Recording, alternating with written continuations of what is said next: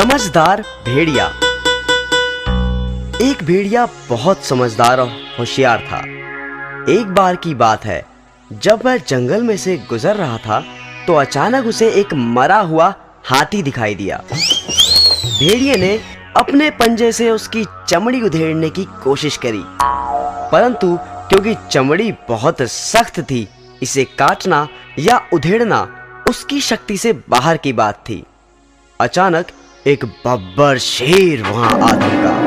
भेड़िया बोला, महाराज, मेरे मालिक, मैं तो बस आपके लिए ही इसकी रखवाली कर रहा था कि कब आप यहाँ आए और मैं आपको ये भेंट दे सकूं।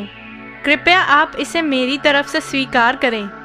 बब्बर शेर बोला, तुम्हारा धन्यवाद, परंतु तुम तो मेरा स्वभाव जानते ही हो कि मैं किसी दूसरे के द्वारा किए गए शिकार को स्वीकार नहीं करता। मैं अपनी खुशी से तुम्हारी ये भेंट तुम्हें सौंपता हूँ। और बब्बर शेर अपने रास्ते हो लिया।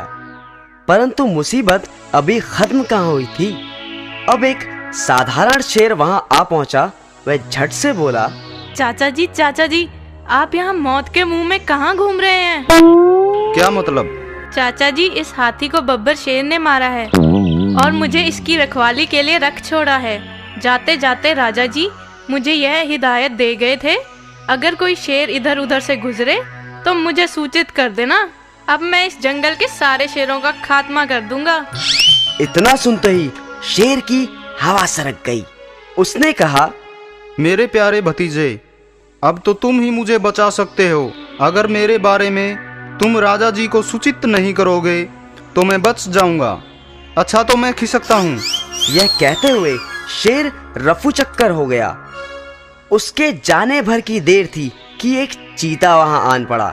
भेड़िए ने मन ही मन सोचा कि इसके दांत बड़े नुकीले हैं, क्यों ना हाथी की चमड़ी इसी से कटवा लूं। बस फिर क्या था, वह झट से बोला, क्यों भांजे, कहाँ रहे इतने दिन?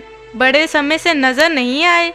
और क्या बात, बड़े कमजोर और भूखे लग रहे हो। देखो, यह जो हाथी है इसे बब्बर शेर ने मारा है। मुझे इसका ध्यान रखने के लिए कहा गया है। परंतु यदि तुम इस हाथी का स्वादिष्ट मांस खाना चाहते हो तो जल्दी से इसमें से चीर कर खा जाओ। परंतु जल्दी करना, कहीं राजा जी ना आ जाएं।